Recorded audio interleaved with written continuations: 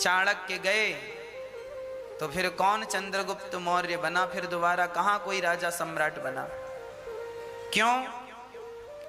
क्योंकि भगवान देखते हैं कि जब इन पर अत्याचार होने लगा, गाय पर, संतों पर, मां नहीं मात पिता नहीं देवा, साधुन सन करवा वहीं सेवा, तो आज ऐसे लोगों के लिए भगवान धरती पर आए जो समाज की धुरी है, स्तंभ है। गाय हमारा स्तंभ है। गाय पर अत्याचार हुआ, भगवान को आना पड़ा। ब्राह्मण पर अत्याचार हुआ, भगवान को आना। देवताओं को, हाँ, और संतों को। अच्छा, जब भगवान प्रकट हुए तो 4 हाथ लेकर आए। कौशल्या जी ने कहा, प्रभु आप कौन हैं? बोले, माँ मैं आपका बेटा हूं। तो राम जी को देखकर माँ कौशल्या ने कहा, इतना बड़ा बेटा, और वो भी 4 हाथ का? बोले 4 हाथ का तो बेटा नहीं चाहिए, हमें 2 हाथ का चाहिए।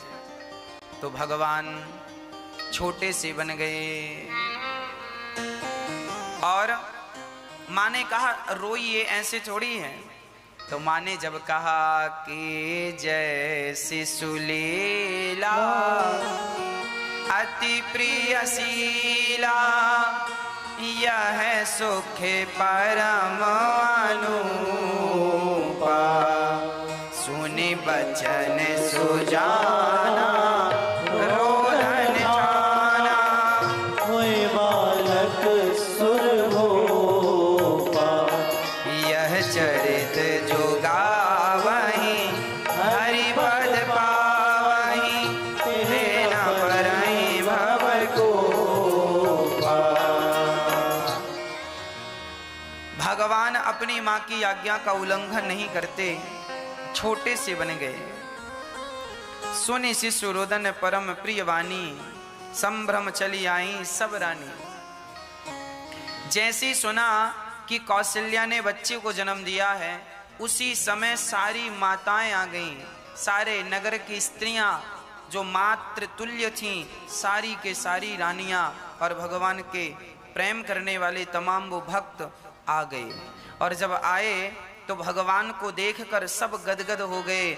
एक सखी दौड़ी दशरथ जी के पास, सुनो सुनो दशरथ जी, बधाई हो। भाई हविंग चल रही है साथ में, बधाई हो बधाई हो। ऐसा सखियों ने जाकर के दशरथ जी को संदेश दिया, बधाई हो बधाई हो बधाई हो। अब जैसी सखियों ने संदेश दिया, पुत्र जन्म, दशरथ जी पिता बन गए आप, बुढ़ापे में रबड़ी सी रात में लड़ुआ सुलाला जायो है। कौशल्या मैया ने, अच्छा अब तो जो हार पहन रखा था दशरथ जी ने, ले जा, ये ले जा। तब तक दूसरी सखी आई, सुनो हमें भी बधाई दो। अच्छा वही बधाई लेने आई है ना जो पिछली? ना मैं नई खबर लाई हूं। तो तुम क्या खबर लाई हो? बोले सुनो, कैकई ने भी एक सुंदर से लाला को जन्म दिया है। अच्छा तुम ये ले जाओ। दशरथ जी मानहु ब्रह्मानंद समाना, सुमित्रा ने एक नहीं 2 बच्चों को जन्म दिया। अब तो दशरथ जी खूब आनंद से बधाइयों की बौछार होने लगी। दशरथ जी ने ब्राह्मणों को बुलाया, दान किया, भूमि दान, गौदान, सर्वस्व दान। लिखा है रामचरितमानस में, सर्वस्व दान दीन सब काहू। और इतना दिया कि जिसने पाया वो ले जा ही नहीं सका। अब बताओ, एक आदमी आए आपके घर कुछ मांगने और आप उसे 1 कुंटल दे दीजिए, तो 1 कुंटल अकेला आदमी कैसे ले जाएगा? वो आया था कि भाई 10-20 किलो मिलेगा, है ना? तो दशरथ जी ने कुंटलों से सोना दिया। अब कितना ले जाएगा? हाथ में जितना आएगा उतना तो ले जाएगा। इतना दिया दशरथ जी ने कि जेहि पावा राखा नहीं ताहू, सर्वस्व दान दीन सब काहू। लिखा है सर्वस्व दान कर दिया दशरथ। दशरथ जी की जितनी संपदा थी सब दान कर दिया।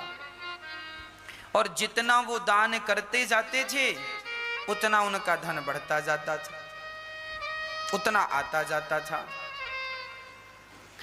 दशरथ जी ने चारों तरफ ध्वजा लगने लगे, आम के पत्तों का वंदनवार बनने लगा। सब लोगों ने अपने घर में शुभ लाभ लिखा, घर के आंगन में दीपक जलाया और सारी सखियां, सारे नगरवासी बधाइयां ले लेके, कोई चावल लेकर जा रहा है, कोई दाल लेकर जा रहा है, कोई पैसा लेकर जा रहा है, कोई हीरे मोती लेकर जा रहा है और सब दशरथ जी के आंगन में बधाई दे रहे हैं। दशरथ जी का आंगन सोना चांदी हीरा मोती अनाज से भर गया और जितना दशरथ जी को मिल रहा था उससे ज्यादा वो बधाई में लुटा रहे थे। हाँ, जो लोग इतना सा लेकर जाते, लाला को जन्म मुंह दिखाई कहते हैं ना, जब बच्चे को देखने जाओ तो मुंह दिखाई कुछ देते हैं, सगुन होता है, लोग देते हैं। छोटे से बच्चे का जन्म हुआ, आप गए, मुंह दिखाई कुछ देना होता है। तो राम जी का मुंह देखने जो भी आए सब गदगद हो गए और दशरथ जी ने कहा, आप सब आशीर्वाद देने आए हो, खूब ले जाओ। खजाने खोल दिए, हीरे मोती सब खो, जिसको जितना मन करे ले जाओ। आकाश से सुमन वृष्टि हो गई, आकाश से सुंदर सुंदर पुष्प बरसने लगे। सब कुछ दशरथ जी ने दान कर दिया। चंदन और कुमकुम की तो कीच मच गई। इतना चंदन और कुमकुम लोग घिस घिस के लाए और दशरथ जी को एक बधाइयां कैसी, चंदन लगा लगा, दशरथ जी के गाल में चंदन लगा दिया, बधाई हो। यशोदा कौशल्या जी के गाल में चंदन लगा दिया, एक दूसरे के गालों में चंदन लगा रहे हैं और चंदन लगा लगा के बधाइयां दे रहे हैं। खूब दीपावली, होली, दशहरा सब एक साथ मनाया गया। होली भी मनाई गई, दशहरा भी मनाया गया, दीपावली भी मनाई गई और श्रावणी भी मनाई गई। सारे त्योहार एक साथ दशरथ जी के आंगन में मनाए गए। ग्रह ग्रह बाज बधाव शुभ, प्रगटे सुषमा कंद, हर्षवंत सब जहाँ तहाँ, नगर नारी नर वृंद। जो जहाँ था वहां से उत्सव मनाना शुरू किया। चारों भैया का जन्म हुआ और चारों भैया मस्ती से आज माओ की गोद में है। अवधपुरी है ना, अवधपुरी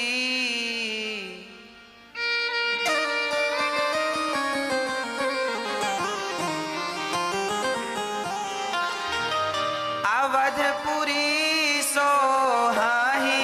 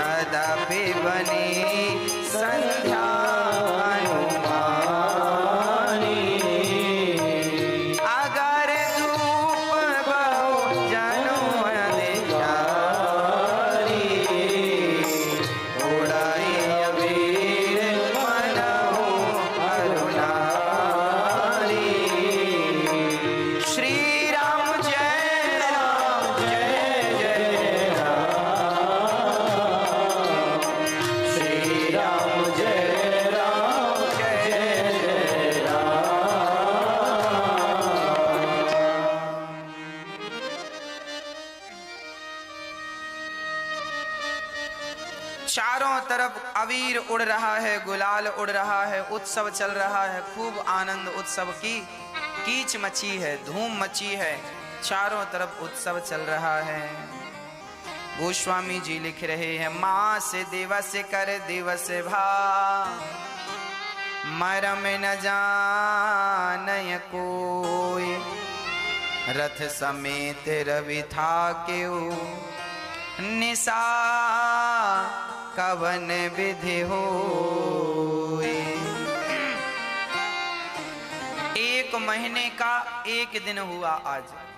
जब राम जी का जन्म हुआ तो सूर्य भगवान राम जी को देखने में इतने मस्त हो गए कि सूर्य भगवान जाने का नाम नहीं लिए, 1 महीने तक दिन ही रहा आया। सूर्य भगवान भी आनंद से देखते कि देखते रह गए, एक बार भी वो जाने का नाम नहीं ले रहे हैं। इतना आनंद, इतना सुख, इतने सुख की अनुभूति वही भगवान के भक्त हैं। और वही अब सनातन संस्कृति से जुड़े लोग हैं जिनके घर में ये उत्सव नहीं मनाए जाते, उनके घर में, उनके घर को घर नहीं कहा जा सकता। इसीलिए जिनके घर में तुलसी है, जिनके घर में लोग एकादशी का व्रत करते हैं, राम जन्मोत्सव, कृष्ण जन्मोत्सव मनाते हैं, कीर्तन करते हैं, कथाएं सुनते हैं, वही घर घर है ना। तो अब दशरथ जी ने गुरु वशिष्ठ जी को बुलाया। गुरु जी आइए, गुरु जी आए। क्या करना है राजन?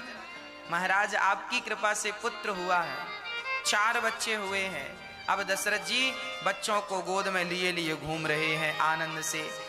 वशिष्ठ जी आए, चरणों में प्रणाम किया, चरण धोकर बिठाया, कहा महाराज मेरे पुत्रों का नामकरण संस्कार कर दो। आज भगवान का नामकरण संस्कार श्री वशिष्ठ जी कर रहे हैं। देखिए संस्कार शब्द तो भगवान के साथ भी जुड़ा है। जो भगवान, जो व्यक्ति संस्कार से जुड़ा है वही आज सुखी और सुरक्षित है। जो संस्कार से नहीं जुड़ा आज वो सुखी भी नहीं है और सुरक्षित भी नहीं है। मैं सुरक्षा की बात इसलिए कर रहा हूं कि आज शराब लोग पी लेते हैं, मांस खा लेते हैं। जो व्यक्ति मांस खा रहा है, शराब पी रहा है, समझ लेना कि यह व्यक्ति सुरक्षित नहीं है। सुरक्षित उसी को समझना चाहिए जो मरने के बाद भगवान के धाम को चला जाए भक्ति के बल पर, और जो भगवान के धाम को ना जाए, नरक में चला जाए, तो वो सुरक्षित कैसे है? वो तो असुरक्षित है, क्योंकि इसे तो नरक जाना है। तो आप अपने संस्कार इतने स्ट्रांग कीजिए, इतने मजबूत कीजिए, अपने आप को भगवान से इस कदर जोड़िए कि आप सदा भगवान के धाम में ही जाएं। अभी भी भगवान के चरणों में आप बैठे हैं और ऐसे भजन करते हुए, भगवत प्रेम करते हुए आप भगवान के धाम को चले जाएं।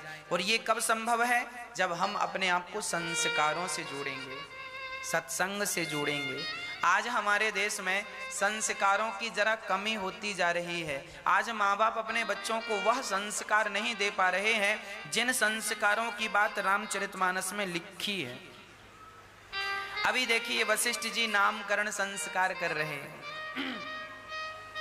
आगे जब भगवान पढ़ने के लिए जाएंगे तो वहां पर एक बात लिखी है कि जब राम जी पढ़कर आते हैं तो पढ़कर बेटा आ गया है, पता कैसे चलेगा? आजकल तो माँ बाप डिग्री चेक करते हैं, वाह फर्स्ट नंबर आया, इतने तुमने नंबर लाए, यह ग्रेड आया आपका, वाह। माँ बाप आजकल ग्रेड देखते हैं। आजकल माँ बाप बच्चों की अंक सूची में नंबर चेक करते हैं, जबकि पहले के जमाने में ये सब नहीं होता था। कैसे? बच्चे का सर्टिफिकेट नहीं बताएगा कि ये कितना पढ़ा है, बच्चे का व्यवहार बता देगा कि ये कितना पढ़ा है। एक तो होता है सर्टिफिकेट, है ना। आजकल बच्चों के पास क्या है? कागज है, ये महाराज जी हमने पीएचडी की है, ये रहा कागज, सर्टिफिकेट है। आपके कागज में तो पीएचडी है, आपके व्यवहार में कितनी पीएचडी है? रियल कागज क्या साथ में ले जाओगे? इसीलिए पहले की शिक्षा और आज की शिक्षा में बस यही अंतर हुआ है कि पहले की शिक्षा व्यक्ति के चरित्र में दिखती थी, व्यक्ति के स्वभाव में, नेचर में दिखती थी, और आज की शिक्षा केवल कागजों में दिख रही है। मैं पढ़ा लिखा हूं, ये कागज बता रहे हैं, पर रियल में पूछा जाए कि क्या तुम्हारे पास अक्ल है? माँ बाप से बोलने का क्या तुम्हारा लिहाजा है? कैसे बोलते हो? अपने से बड़ों से तुम कैसे बात करते हो? तो बात करने की भी समझ नहीं है, अपने से बड़ों से कैसे बात करनी चाहिए। और डिग्री है पीएचडी की, और बात करने का तरीका नहीं सीखा साहब ने, है ना। कागज में तो डिग्री है पर चरित्र में कुछ नहीं है।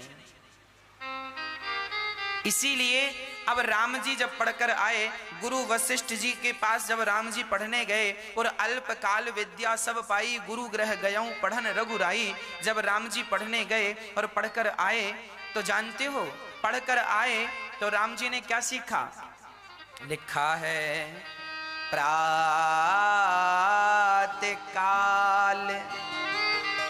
उठ के रघुनाथा,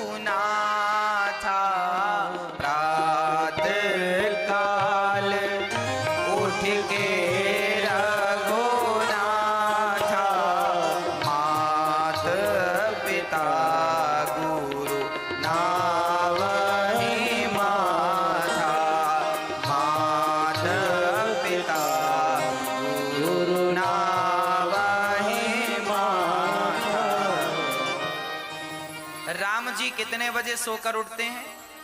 लिखा है प्रातःकाल, मतलब भगवान सुबह 4 बजे उठ जाते हैं।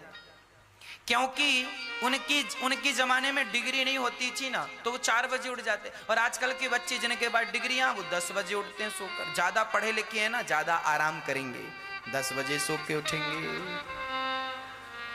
क्यों 10 बजे सो के उठे? महाराज जी ज्यादा पढ़े हैं, हमारे पास ज्यादा डिग्रियां हैं।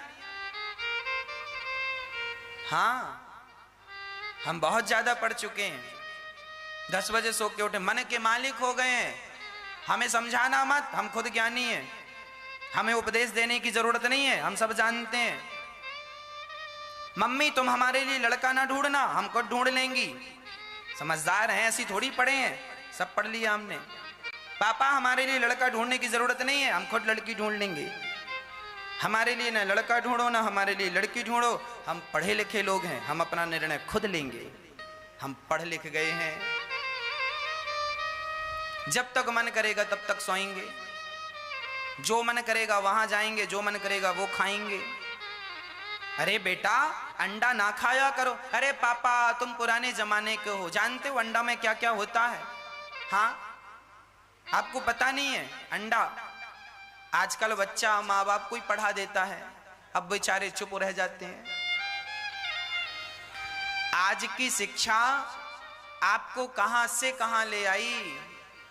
इसीलिए कहा करता हूं, पहले के जमाने में रसोई में चप्पल पहन के कोई भोजन नहीं बनाता था, क्योंकि पहले के लोग अनपढ़ थे, कम पढ़े लिखे थे, तो चप्पल पहन के रसोई में नहीं जाते थे। आज पढ़े लिखे हैं, बहू पढ़ी लिखी है, चप्पल पहन के रसोई में जाती है। बेचारी को हो सकता है ये भ्रम हो कि हो सकता रसोई में कुछ कांटे वाटे हों, कुछ कांटों का डर रहता है, सो चप्पल पहन के रसोई में भोजन बना लेती हैं।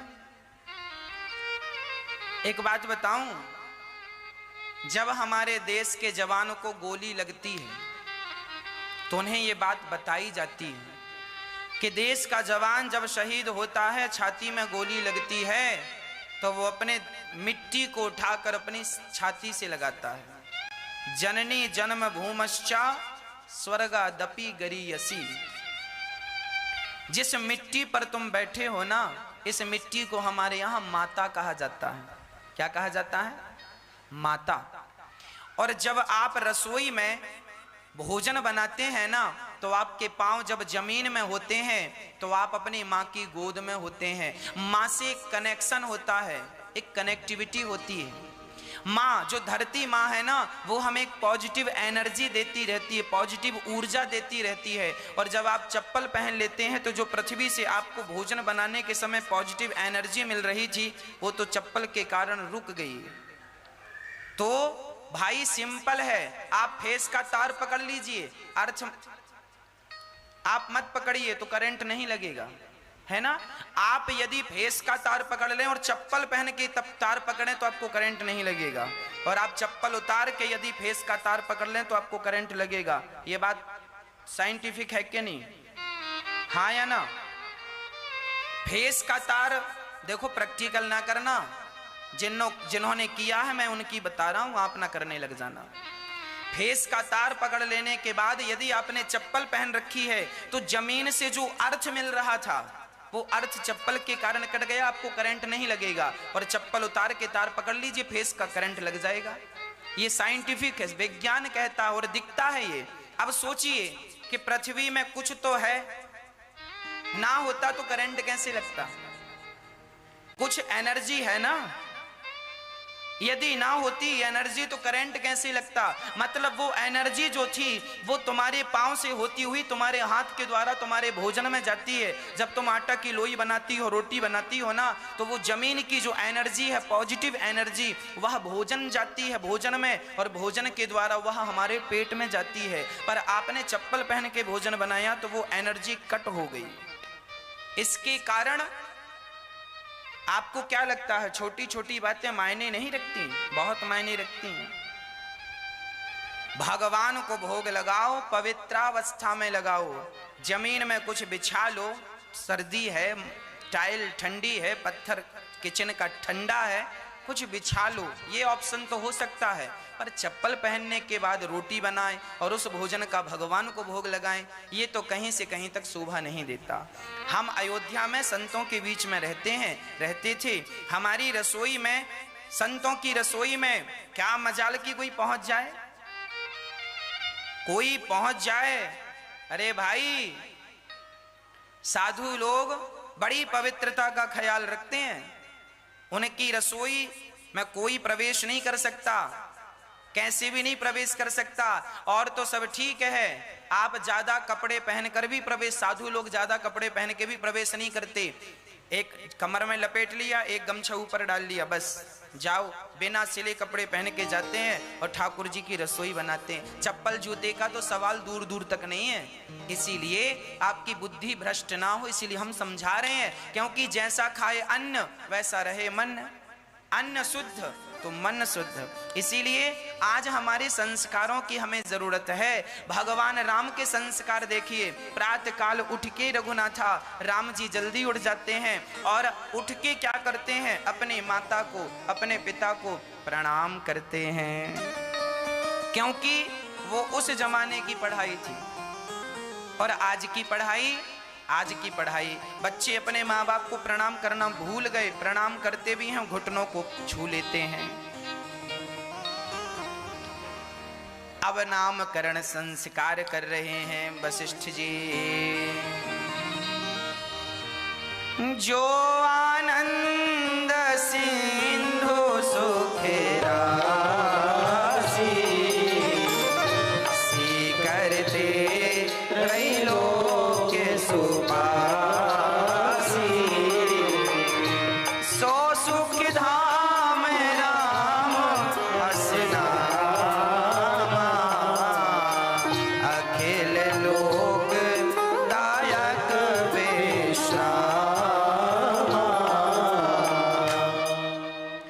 राम जी का नामकरण श्री वशिष्ठ जी ने किया।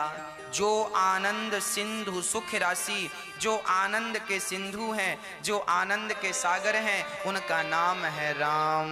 रमन्ते योगी नाम यस्य सह राम। राम कौन? जो योगियों के हृदय में रमण करें वो राम। जो आनंद के सागर हैं वो राम। राम कौन है? आनंद के सागर हैं। आप केवल राम नाम जपिए, राम नाम जपिए, यही तो आनंद है ना। कोई कहे कि महाराज जी राम और कृष्ण क्या अलग अलग हैं, तो एक बात बताऊं, राम और कृष्ण में क्या भेद और बातें हैं, रत्ती भर का तो भेद नहीं है। आप राम का रा निकालिए और रा को पीछे धे कर दीजिए तो राधे हो गया, है ना। रा का रा निकाल लीजिए, राम का रा निकाल लीजिए और रा के पीछे धे लगा दीजिए तो राधे हो गया। रा से राधे और मां से श्याम। रा में रा निकाल दिया आपने बच्चा मां, तो मां में आप श्या जोड़ दीजिए तो श्याम हो गया। तो जो राधे श्याम हैं वही सीताराम है ना। राम शब्द जो है राधे श्याम का ही शॉर्ट फॉर्म है, full form Radhe Shyam, short form Ram. तो जो राम है और जो श्याम है, इनमें रत्ती भर का भी हमें अंतर सपने में भी नहीं समझना चाहिए। तो राम जो नाम है यह आनंद का सागर है। जो अर्थ राम नाम का है वही अर्थ कृष्ण नाम का है। करस्यति कृष्ण। और आनंद के जो सागर हैं, सुख के भंडार हैं, सुख राशि, ऐसे भगवान का नाम वशिष्ठ जी ने कहा इनका नाम राम होगा। राम जैसा कोई नहीं, राम जैसे तो सिर्फ राम है। एक सज्जन ने हमसे यात्रा, हम ट्रेन की यात्रा पर थे, ट्रेन में यात्रा कर रहे थे। एक सज्जन ने हमसे पूछा, महाराज जी आप राम जी को जानते हैं? हमने कहा बिल्कुल जानते हैं। बोले कौन है? हमने कहा हमारे भगवान हैं।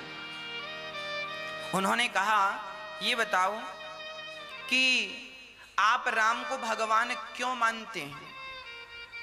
उन्होंने हमसे सवाल किया पलटकर, आप राम को भगवान क्यों मानते हैं? हमने कहा बता रहे हैं, सुनो। हम राम को भगवान इसलिए मानते हैं क्योंकि राम ने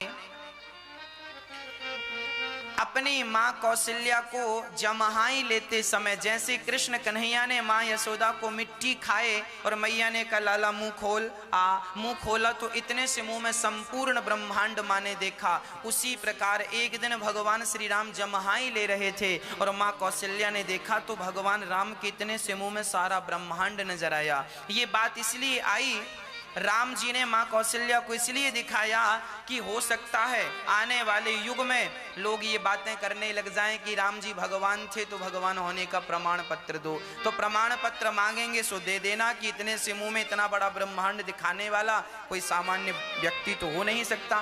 तो पहला प्रमाण हमने कहा साहब ऐसा है कि यदि आप अपने मुंह में हमें सारा ब्रह्मांड का दर्शन करा दो तो हम राम को भूल कर हम आपको ही भगवान मान लेंगे।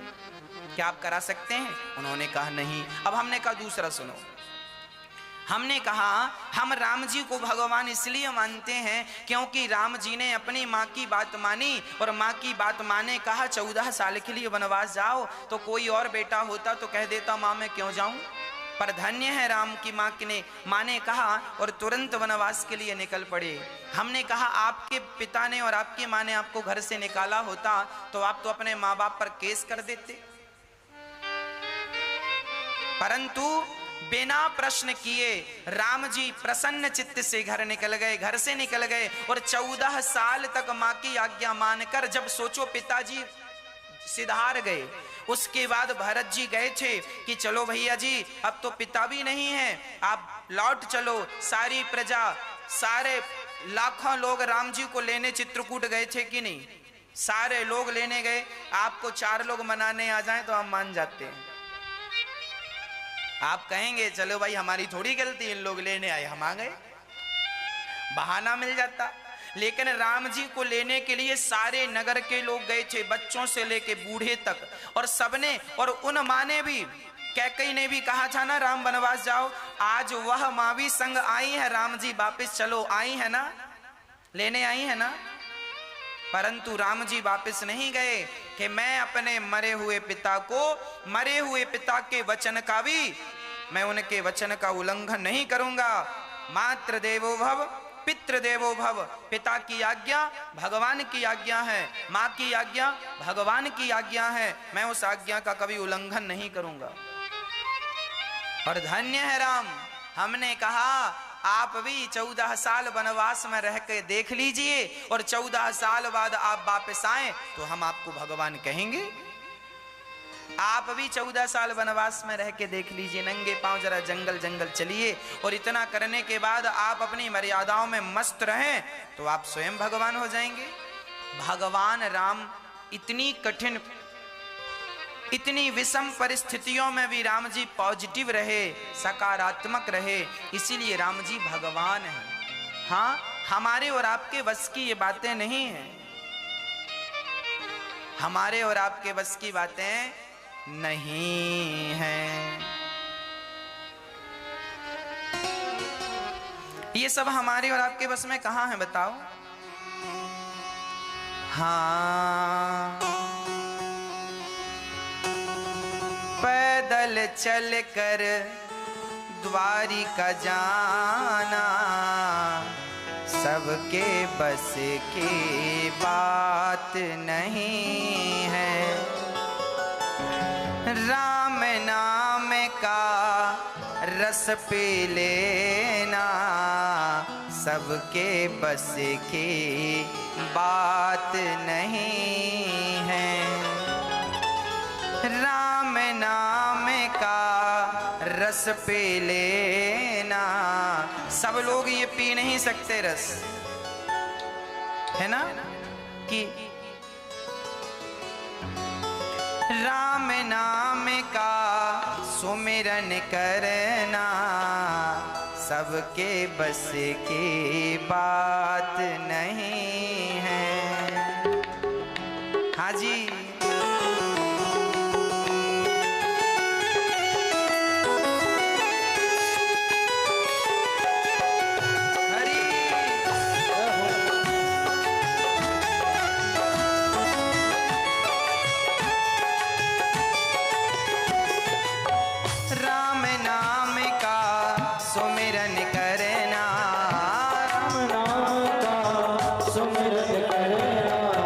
सबके बस की बात नहीं है।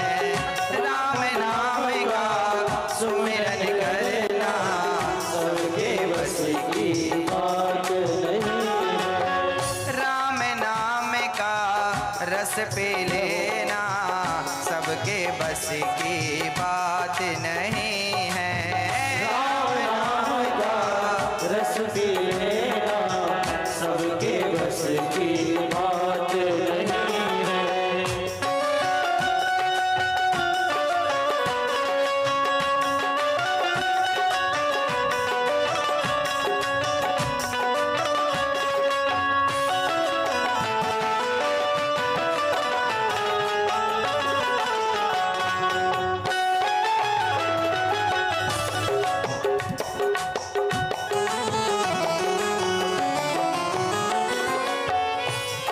सुदामा की भक्ति को देखो, प्रेमा भक्ति भारी है। प्रेमा भक्ति भारी है। प्रेमा भक्ति भारी है। भक्ति सुदामा की भक्ति को देखो, प्रेमा भक्ति भारी है।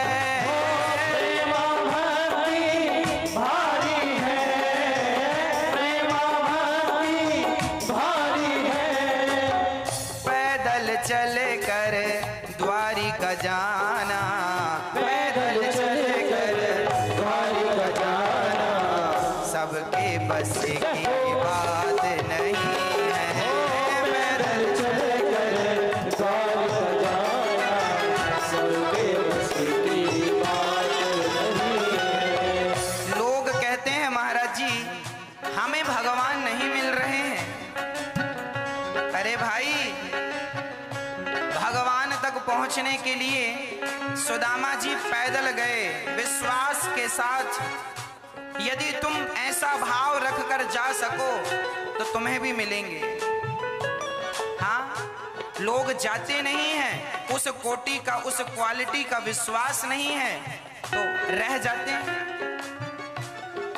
हाँ, भक्तिमती थी मीराबाई, विष का प्याला पीती थी। विष का प्याला पीती थी। विष का प्याला पीती थी। भक्तिमती वो मीराबाई, विष का प्याला पीती थी। वो विष का प्याला पीती थी। विष का प्याला पीती थी। हंसते हंसते विष पी लेना, हंसते हंसते विष पी लेना सबके बस की बात नहीं है। हंसते हंसते विष पी लेना सबके बस की बात नहीं है।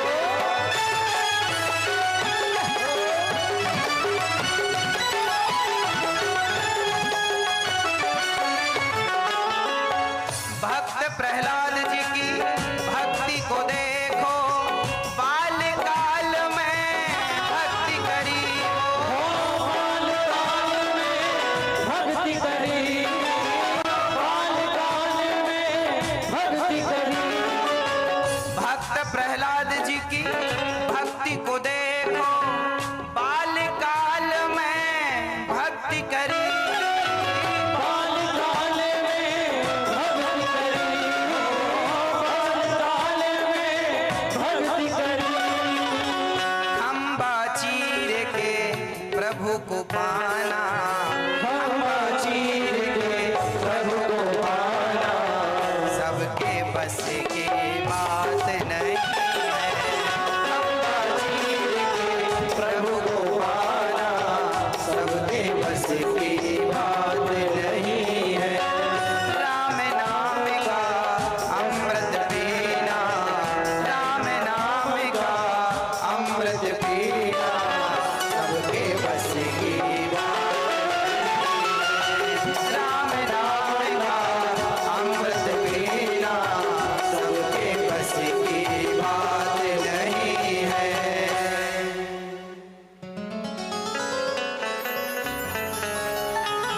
सबके बस की बातें नहीं हैं। जिनके बस में हैं वो भगवान तक पहुंच जाते हैं। इसका अर्थ ये बिल्कुल नहीं है कि आप लोग भजन ना करें, भजन करें और भगवान से यही प्रार्थना करें कि हे नाथ, मैं तो आपके योग्य नहीं हूं, पर मुझे ये विश्वास जरूर है कि यदि आपने गणिका और अजामिल को अपने योग्य बना लिया था तो मुझे भी आप अपने योग्य जरूर बनाएंगे। जैसे गाय बछड़े को चाट चाट कर स्वयं निर्मल करती है, बछड़ा अपने से निर्मल नहीं होता, उसी तरह हम भगवत शरण में जाएं और भगवान की शरणागति जब हम करें तो भगवान की कृपा हमें निर्मल कर देगी। हाँ, हम अपने से निर्मल नहीं हो सकते। ऐसे सुख के धाम राम का नामकरण हुआ। विश्व भरण पोषण कर जोई, ताकर नाम भरत अस होई, ताकर नाम भरत अस होई। जो विश्व का भरण पोषण करें उनका नाम भरत। आप अपने कोठार रूम में जहाँ अपने घर में अनाज रखते हैं, चावल दाल सब रखते हैं, वहाँ भरत जी का नाम जरूर लिखा करें, क्योंकि अन्नपूर्णा जो माता है स्वयं भरत जी ही उसके पूरक हैं। इसलिए जो भरत जी का स्मरण कर लेते हैं वो भूखे नहीं रहते। कहीं ना कहीं अन्नपूर्णा उन पर जरूर कृपा करती हैं जो भरत जी का स्मरण करते रहते हैं, है ना। इसीलिए विश्व का भरण पोषण करने वाले ऐसे भरत, इनका नाम कैकेयी पुत्र का नाम भरत गुरु जी ने रखा।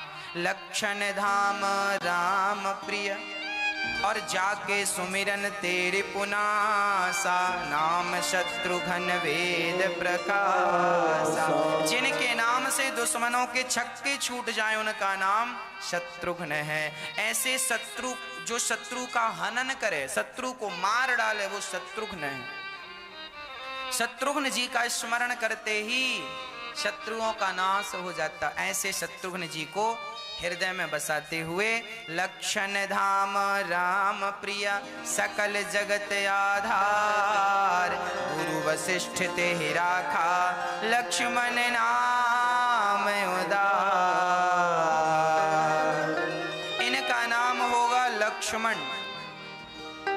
अच्छा, इनका नाम लक्ष्मण क्यों रखा गया?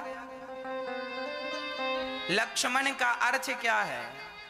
लक्ष्य की तरफ जिसका मन लगा हो, लक्ष्य की ओर जिसका मन लगा हो उसे लक्ष्मण कहते हैं। लक्ष्य ओर मुखी मन, जिसका मन लक्ष्य की ओर हो। हमारा मन यहां वहां भटक रहा है, मतलब हम लक्ष्मण नहीं है। जिसका मन एक लक्ष्य में। अच्छा, लक्ष्मण जी का मन कहां लगा था? राम में। और मन लग जाए राम के चरणों में, लक्ष्य में मन पहुंच जाए, वही लक्ष्मण है। तो ऐसे लक्ष्मण जी जिनका एक पल के लिए मन राम के चरणों से डुला नहीं, ऐसे लक्ष्मण जी के चरणों में बारंबार प्रणाम। बोलिए चारों भैयाओं की, तीनों मैयाओं की, अयोध्या धाम की, सद्गुरुदेव भगवान की। चारों के नामकरण हुए, राम लक्ष्मण भरत शत्रुघ्न। राम जी कौशल्या जी के पुत्र हैं, भरत जी कैकेयी माँ के पुत्र हैं, और लक्ष्मण और शत्रुघ्न ये जुड़वा हैं माता सुमित्रा के। हाँ, ये चार भैया, 3 रानियों से 4 बच्चे हुए, और चारों को पाकर दशरथ जी मानहु ब्रह्मानंद समाना, इतना उत्सव मनाया दशरथ जी ने कि सारे तीर्थ, सारे स्वर्ग के सुख भी आज फीके लग रहे हैं। अयोध्या इतनी सुंदर सजी है, उत्सव चालू ही है, इतने सुंदर है। अच्छा, भगवान का स्वरूप कैसा है? राम जी सांवले हैं और लक्ष्मण जी गोरे हैं। श्याम गौर सुंदर दो जोरी, श्याम गौर सुंदर दो जोरी, निराखे छवि जननी तृण तोरी, निराखे छवि जननी तृण तोरी। चारों भैया इतने सुंदर लग रहे हैं। राम जी जरा सांवले हैं और लक्ष्मण जी जरा गोरे हैं। एक आदमी ने एक संत जी से कहा, ये बताओ कि जब भगवान कृष्ण भी काले हैं और राम जी भी काले हैं, मतलब सांवले हैं, तो इनको हरे हरे क्यों बोलते हैं? हरे कृष्ण हरे राम हरे राम। रंग तो काला है, काले राम काले राम बोलना चाहिए। काले कृष्ण हरे कृष्ण कब से? तो वो महात्मा जी जो थे ना, वो मिथिला के थे, बड़े मजाकिया थे। उन्होंने कह दिया, सुनो, तुम्हारे भगवान तो काले ही थे, पर हमारी जानकी जी गोरी थी, तो गोरे के संग में रह रह के थोड़ा सा रंग बदल गया। और फिर जब सारे लोग कारे राम कहे ना, तो जानकी जी को बड़ा बुरा लगे। हमारे पति को सब कारे राम कहते हैं, राम जी कारे हैं, कृष्ण जी काले हैं। तो यहाँ राधा जी ने और वहाँ सीता जी ने, दोनों ने विचार बनाया कि देखो, हम लोगों को तो बड़ा बुरा लग रहा है। तो राम जी के साथ सिया जी खड़ी हो गई और श्याम सुंदर के साथ श्री राधा जी खड़ी हो गई। तो जब दोनों मिले, दोनों खड़े, तो दोनों को देखने से ऐसा लग रहा है कि ये नीला है। जैसे आकाश नीला है नहीं, पर दूरी अधिक होने से ऐसा लगता है नीला है। पानी नीला नहीं होता, पर समुद्र की गहराई में देखो तो पानी नीला दिखता है। उसी प्रकार भगवान को फिर हरे कृष्ण कहने लगे। हरियाली थी, वो चारों तरफ प्रेम की हरियाली थी, प्रेम की खुशबू थी। उसके लिए फिर भगवान को कारे ना कह के हरे कृष्ण कृष्ण कृष्ण हरे हरे, हरे राम। ये विनोद में संत जी ने कहा, ये बात सही है, इसका कोई ठोस सबूत नहीं है कि भगवान को पहले कारे कहते थे ना। ये तो विनोद, हंसी मजाक चल रहा है। जनकपुर और अयोध्या वालों का ना बड़ा मजाकिया ढंग चलता है, आज भी चलता है। आज भी जनकपुर का आदमी अयोध्या आ जाए ना, तो वो यही कहेगा कि मैं अपने जीजा जी के घर आया हूं। वो ये नहीं कहेगा मैं राम जी के घर आया हूं, जीजा जी के घर आया हूं। तो राम जी बड़े सुंदर हैं, चारों आनंद के सागर हैं, व्यापक ब्रह्म निरंजन निर्गुण विगत विनोद। आज प्रेम के कारण भगवान कौशल्या की गोद में खेल रहे हैं। माँ अपना दूध पिला रही है, माँ बड़े प्रेम से लाला का दूध पिलाकर श्रृंगार कर रही है, आंखों में काजल लगा रही है। राम जी का बालों का जूड़ा बनाती है माँ कौशल्या, और कमर में बढ़िया सी करधनी बांधती है जिसमें मोती जड़े हैं, और यहाँ बाजू में बाजूबंद बांधती है, और यहाँ बालों का ये गोल बना के, जूड़ा बना के, और वहां पे एक मोर पंख लगा देती हैं माता कौशल्या। और राम लला बड़े सुंदर सुंदर से दिख रहे हैं। सुंदर भगवान, ऐसे सुंदर कि उनकी सुंदरता देख करके करोड़ों चांद भी लजा जाएं, इतने सुंदर राम जी थे। राम जी से सुंदर भला कौन होगा? बार बार कौशल्या मैया तिनका उठा उठा के तोड़ती हैं, ऐसे तिनका। राम जी को देखा तो फिर तिनका तोड़े। किसी ने कहा, बहन ये क्या तिनकों से तुमने पूरा टोकनी भर दी? कौशल्या में इकट्ठे 100-200 तिनका बुलवा लेती थी, और किसी ने कहा ये तिनकों की टोकनियां क्यों भर रखी हैं कौशल्या माँ ने? अरे क्या बताऊं बहन, मेरे राम को मैं देखती हूं तो तिनका तोड़ देती हूं, कहीं मेरी नजर ना लग जाए। तो देखती है ना तो एक तिनका उठाती हैं, बीच से तोड़ देती हैं, ये नजर ना लग जाए। इसे जैसे माँ बच्चे को काजल लगाती है ना तो काला सा टीका लगा देती है ताकि नजर ना लग जाए। मैया ने काला टीका तो लगाया है पर फिर भी माँ है ना, मन नहीं मानता, मेरी नजर ना लग जाए, तो तिनका तोड़ती। बैठी बैठी एक ही काम कौशल्या मैया का, लाला को देखे, राम को देखे, फिर तिनका तोड़े, फिर लाला को देखे, फिर तिनका तोड़े। कोई काम तो है नहीं, नौकर चाकर ढेर हैं सेवा करने वाले, तिनके ही तोड़ो। राम जी को देखो, तिनका तोड़ो। लिखा है रामचरितमानस में, तिनका तोड़ रही है माता कौशल्या जी, राम को नजर ना लग जाए। जीव चराचर बस के राखे, सो माया प्रभु सो प्रभु भाखे। वाह भगवान, जिनके वश में जीव मात्र है, संपूर्ण माया जिनके वश में है, आज वह कौशल्या और दशरथ जी के वश में हो गए। पिता दशरथ जी बुला रहे हैं राम जी को। अब राम जी थोड़ा बड़े हुए तो जब बड़े हुए तो भगवान श्री राम ना घुटनों के बल चलने लगे।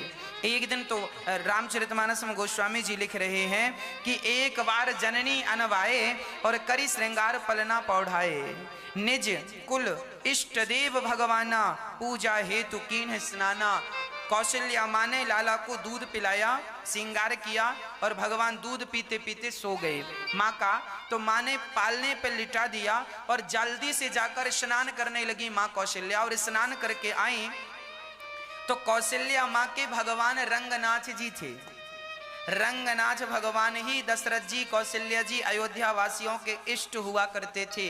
रंगनाथ भगवान जो कि आज रंगनाथ जी दक्षिण भारत में बैठे हैं। इस दुनिया में सबसे पहली मूर्ति रंगनाथ भगवान जी की है। मनु और शत्रुपा ने जब भगवान की तपस्या की तब मनु जी को दर्शन देकर भगवान जब जाने लगे तो मनु जी ने कहा, प्रभु हम ऐसी कोई आप हमें अपना स्वरूप दीजिए जो सदा हमारे पास रहे। तब भगवान नारायण ने अपने आप को रंगनाथ के रूप में प्रकट कर दिया, मूर्ति के रूप में प्रकट कर दिया। तो रंगनाथ भगवान ही इस धरती की पहली मूर्ति है।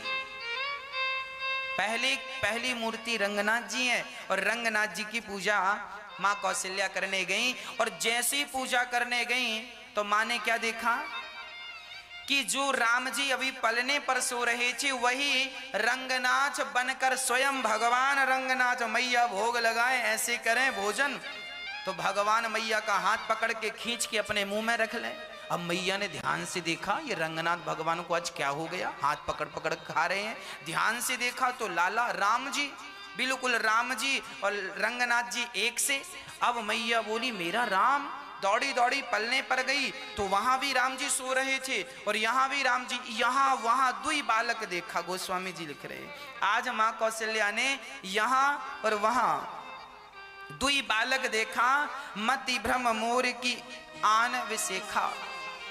अब कौशल्या मैया चक्कर में पड़ गई कि मेरा वाला छोरा कौन है, मेरा राम कौन है। पलने पर सो रहा है वो मेरा राम है कि जो ये बैठा है मंदिर में वो मेरा राम है। कंफ्यूज हो गई मैया। अच्छा भगवान ने यह क्यों दिखाया? थोड़ी देर बाद मैया ने देखा और मैया जब समझी कि मेरो लाला मेरा राम भगवान है, हाथ जोड़ने लगी, तब भगवान ने सारी माया समाप्त कर दी। फिर राम राम में और रंगनाथ जी में।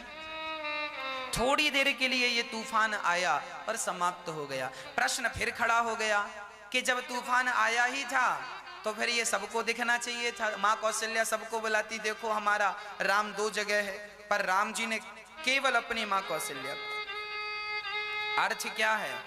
भगवान ये बतलाना चाह रहे हैं माता कौशल्या के द्वारा हमें और आपको, ये बतलाना चाह रहे हैं कि सुनो, हम वही निर्गुण निराकार परमात्मा हैं, सगुण साकार बनकर आए हैं। हमें जरा भी उस नारायण से अलग ना समझिएगा। वही नारायण हम हैं, राम बनकर आए हैं। हम राम बनकर आए हैं, सामान्य लीलाएं करेंगे, सामान्य लोगों के बीच में रहेंगे, तुम्हारे संग खेलेंगे, तुम्हारे संग खाएंगे, तुम्हारे संग बैठेंगे। तो कहीं अपने साथ रहते रहते ये ना समझ लेना कि ये तो हमारी जैसा है, ये भ्रम ना हो जाए, इसीलिए भगवान ने ये बात दिखाई। और मैया अब लाला को बड़े प्रेम से वहां माता कैकेयी भरत जी का पावन दर्शन कर रही हैं। तीनों मैयाएं केवल राम को देखा करती हैं। वैसे तो लक्ष्मण जी, शत्रुघ्न जी और भरत जी भी बहुत सुंदर हैं। ये जो चार हैं ये कौन हैं आपको बता दूं। भगवान जो राम है वह नारायण है, और जो भरत जी हैं वह भगवान नारायण के हाथ में जो शंख है, शंख ही मूर्तिमान भरत जी हैं। शंख ही भरत जी के अवतार में आए हैं। और जो भगवान का सुदर्शन चक्र है वो शत्रुघ्न जी हैं। चक्र भी शत्रुघ्न बनकर प्रकट भये हैं रामावतार में। और जो लक्ष्मण जी हैं ये शेषावतार हैं। जो शेषनाग भगवान है ना, जिसके ऊपर भगवान बैठते हैं, तो लक्ष्मण जी कौन है? ये भगवान के परिकर हैं। भगवान की सेवा में सदा सदा के लिए रहते हैं। लक्ष्मण जी केवल राम के पास नहीं आए, जब वही राम कृष्ण बने तो वही लक्ष्मण जी बलराम बन करके आ गए। भगवान कभी अपने भक्तों को छोड़ते नहीं है। भगवान अपने भक्तों के बिना कहीं जाते नहीं है। हाँ, इसीलिए आचार्य लोग साथ में रहते हैं। आचार्य गण हैं ये, है ना। लक्ष्मण जी आचार्य हैं, भक्तों के आचार्य लक्ष्मण जी हैं। लक्ष्मण जी से सीखना चाहिए कि अपने इष्ट के प्रति कैसा प्रेम होना चाहिए। लक्ष्मण जी बताएंगे। अब चारों हैं ये, राम लक्ष्मण भरत शत्रुघ्न। अब राम जी पढ़ने के लिए गए, थोड़ा बड़े हुए, घुटनों के बल चल रहे हैं। माँ ने सुंदर सा श्रृंगार किया। ठुमक चलत रामचंद्र बाजत पैजनिया। सूरदास जी ये पद लिख रहे हैं, राम जी कैसे चल रहे हैं? ठुमक चलत राम, ठुमक ठुमक के चल रहे हैं। पाँव में पायल बंधी है, तो जब राम जी एक कदम रखते हैं तो छम, फिर दूसरा पग रखते हैं छम। मैया कौशल्या उंगली पकड़ी है, राम जी उंगली पकड़ते हैं माँ की, और छम छम छम छम राम जी माँ कौशल्या की तरफ बढ़ते हैं। फिर दशरथ जी को लगता मैं भी चलाऊं। अब दशरथ जी कौशल्या जी कोई काम धाम करते ही नहीं। दशरथ जी राज दरबार में जाते ही नहीं, बस राम जी के ही दर्शन करते। राम जी हैं, भगवान हैं। अरे जिनकी बनाई सृष्टि इतनी सुंदर है, जिनके बनाए स्त्री और पुरुष इतने सुंदर हैं, कल्पना कीजिए कि वो भगवान स्वयं कितने सुंदर होंगे। राम जी ठुमक ठुमक के चल रहे हैं, है ना। और जब राम जी चले तो सारे लोग दर्शन कर रहे हैं। राम जी थोड़ा बड़े हुए, राम जी को देखने शंकर जी आए, काकभूषुंड जी आए। और एक दिन तो क्या हुआ, दशरथ जी भोजन कर रहे थे तो भगवान श्री राम दशरथ जी की थाली से चावल उठाएं और ले जाके आंगन में बाहर डाल दें। दशरथ जी ने कहा, राम यहाँ बैठ के खाओ, अन्न ऐसे नहीं फेंकते, बाहर तुम फेंक के आ रहे हो। राम जी को अपनी गोद में बिठा के दशरथ जी खिला रहे हैं, जैसे एक पिता कैसे अपने बेटे को गोद में बिठा कर खिलाता है, राम जी को खिला रहे हैं। तो राम जी थाली का चावल उठाते हैं, एक रोटी उठाते हैं, रोटी में मक्खन लगाते हैं और आंगन में जाके फेंक आते हैं। किसी ने राम जी से कहा, क्यों आप भगवान हैं और अन्न को ऐसे फेंक रहे हैं? तब राम जी ने कहा, हम फेंक नहीं रहे हैं, फिर क्या कर रहे हैं? बोले, हमारा एक भक्त बैठा है बाहर, वो अंदर नहीं आ सकता। क्यों? सारे भक्त तो अंदर आ करके दर्शन करते हैं, गोद में ले लेके दर्शन करते हैं। तब भगवान ने कहा, हमारा एक भक्त है जो कौआ है, जिसे काकभूषुंड जी कहते हैं, कौआ है। अब वो अंदर आएगा नहीं, द्वारपाल अंदर आने नहीं देंगे। तो राम जी मक्खन रोटी ले जा करके बाहर आंगन में बैठ के कौआ को देख देख के खा रहे हैं। तब कौआ आया, राम जी को प्रणाम किया, और कौआ अर्थात काकभूषुंड जी थे। वो काकभूषुंड जी ने आंखों में आंसू भरते हुए कहा, वाह दीनानाथ, आप इतने दयालु हैं कि मैं अंदर नहीं आ सका तो आप मेरे लिए स्वयं रोटी लेकर बाहर आ गए। यही भगवान की परम दयालुता है कि हम भगवान तक नहीं पहुंच पाए तो भगवान स्वयं हम तक पहुंच करके हम जैसे पतितों को पावन करते हैं। ऐसे भगवान को यदि कोई भूल जाए तो उससे अधम कौन होगा। इसीलिए सदा भगवान से प्रार्थना किया करो कि हे नाथ, मैं आपको कभी भूलूं नहीं, हे नाथ, मैं आपको कभी भूलूं नहीं, हे रघुनंदन मैं आपको कभी भूलूं नहीं। शंकर जी भी आए और बढ़िया सा दर्शन करके गए। चारों तरफ डमरू बजा बजा के आज अयोध्या की गलियों में नाचे जोगी मतवाला, अलख निरंजन खड़ा पुकारे देखूंगा कौशल्या लाला। शंकर जी बोले मैया मोकू जल्दी से दर्शन कराए दे। मैया बोली बाबा आप कहां से आए हो? कागभूषुंड जी छोटे से बच्चे बन गए और शंकर जी बूढ़े से पंडित बन गए। शंकर जी बोले मैया तेरे छोरा को भविष्य बताए हुए आयो हूं। कौशल्या जी बोली अच्छा बताओगे भविष्य? हाँ हाँ अंदर आओ। कौशल्या जी बोली अंदर आओ। तो छोटा सा बच्चा कागभूषुंड जी छोटे से बन गए ना बालक, कागभूषुंड जी भी सांग में जाने लगे। कौशल्या जी बोली एक कोई अंदर आना है, दो नहीं आ सकते। तो कागभूषुंड जी अंदर जाने, शंकर जी से कहा तुम मत जाओ हम जा रहे हैं। शंकर जी ने कहा तुम अंदर जाओगे भविष्यवाणी तो हम करेंगे, तुम करोगे क्या? कौशल्या जी बोली बताएगा कौन? ये छोटा बच्चा बताएगा कि तुम बूढ़े आदमी बताओगे? शंकर जी बोले हम ही बताएंगे, पर सुनो हम बताएंगे पर इसके बिना नहीं बता पाएंगे। बोले क्यों? बोले हमको ज्ञान है पर हमारी आंखें कमजोर हैं। बच्चे को लेकर इसलिए चलते हैं कि ये हाथ की रेखाएं देखता जाएगा और हम भविष्यवाणी करते जाएंगे। कागभूषुंड जी ने कहा वाह शंकर जी अच्छा समय अच्छा दिमाग लड़ाया आपने।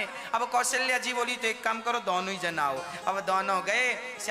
हमारे राम लला पालने पर लेटे थे और ज्यों शंकर जी को देखा हाथ जोड़कर भाव से प्रणाम किया, जय हो भोलेनाथ आप आए हैं स्वागत है। शंकर जी ने दर्शन किया, सारी भविष्यवाणी बताई, पूरी कैसी लीलाएं होंगी, कैसे विवाह होगा, सब कथाएं सुनाई। और जब राम जी का वनवास सुनाने लगे तो इशारा कर दिया सरकार ये मत सुना देना मैया अभी परेशान हो जाएगी। शंकर जी ने बात घुमाई, दर्शन किया, सबके सब अपने धाम गए। और यहाँ भगवान का उत्सव चल ही रहा था। अब भगवान बड़े हो गए। श्री दशरथ जी को लगा अब बच्चे पढ़ने के लायक हो गए हैं। देखिए हमारे उस जमाने में भी शिक्षा कैसी थी। आज भी हमारे भारत में ऐसे माँ बाप हैं जो आज भी गांव-गांव के बहुत सारे ऐसे माँ बाप हैं जो अपने बच्चों को नहीं पढ़ा रहे हैं। पढ़ाना चाहिए, बच्चों को स्कूल भेजना चाहिए, बच्चों को शिक्षित बनाना चाहिए। आज भी हमारे भारत में बहुत सारे लोग नहीं पढ़ रहे हैं। जबकि राम जी के जमाने में त्रेता युग में भी जब बच्चे समझदार हो जाते थे तो गुरुकुल जाते थे पढ़ने। राम जी गुरुकुल गए, वहां बढ़िया शिक्षा हुई, वेद पुराण सबका सुंदर सा वर्णन श्री वशिष्ठ जी ने किया। और सारे वेद पुराण जिनकी श्वास में वेद हों वो पढ़ने जा रहे हैं। हंसी का विषय है पर भगवान तो भगवान है। और जब पढ़कर भगवान आए तो पढ़कर जब आए सारी विद्या पूरी करके आए, अल्पकाल विद्या सब पाई। जब विद्या प्राप्त करके आए तो दशरथ जी को कौशल्या जी को राम जी ने प्रणाम किया। और यही शिक्षा का परिचय है कि हम सदा अपने से बड़ों का सम्मान करते रहें, अपने से बड़ों का आदर करते रहें। यही हम बच्चों का जीवन है। कभी अपने से बड़ों का अनादर अपमान ना करें। और बड़ों का भी कर्तव्य है कि वो भी छोटों की बातों का ध्यान रखें, छोटों की भावनाओं का ध्यान रखें। छोटों की भावनाओं को ना, हम आज समाज में बहुत सारे माँ बाप को ऐसा देखते हैं, एक पिता के यदि दो बेटे होते हैं ना तो माता पिता जो होते हैं एक बच्चे से ज्यादा प्यार करते हैं और एक बच्चे से कम प्यार करते हैं। ऐसा बहुत घरों में देखने को मिलता है। माँ बाप भी एक तरफ चलते हैं, किसी एक बच्चे से, एक बहू से, एक बेटे से, एक नाती पोते से बड़ा प्यार है और दूसरे बेटे को देखते भी नहीं, पसंद ही नहीं करते। वो बेटा जबकि उसकी कोई गलती नहीं है, कई बार गलती होती भी है और कई बार बच्चों की गलती नहीं होती। हर बार बच्चे ही गलत नहीं होते, कई बार बूढ़े लोग भी गलत हो जाते हैं। माँ बाप को ऐसा कभी नहीं करना चाहिए। आपके 2 बच्चे हैं, दोनों से समान प्यार करना चाहिए। दोनों का समान लाड़ हो, प्यार हो, दोनों को समान सम्मान हो। ऐसा नहीं कि बड़े बेटे के लिए आप इतना सपना देख रहे हैं और छोटे बेटी के लिए कुछ भी आप तुच्छ समझ रहे हैं, गलत है। ऐसे माता पिता को भी बच्चों के प्रति भेदभाव करने के कारण उन्हें नरक की यात्रा करनी पड़ सकती है। इसीलिए हमने कई बार देखा समाज में, एक बेटा रोता रोता आया, महाराज जी हमारे पिता ने सारी संपत्ति भैया को दे दी, हमें इतना सा नहीं दिया।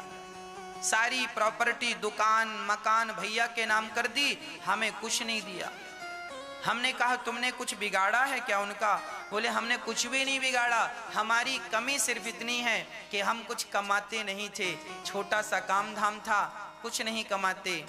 वो ज्यादा कमाता था, उसे दे दिया, उसी की तरफ चले गए, हमको देखा भी नहीं, बच्चों की तरफ नहीं देखा।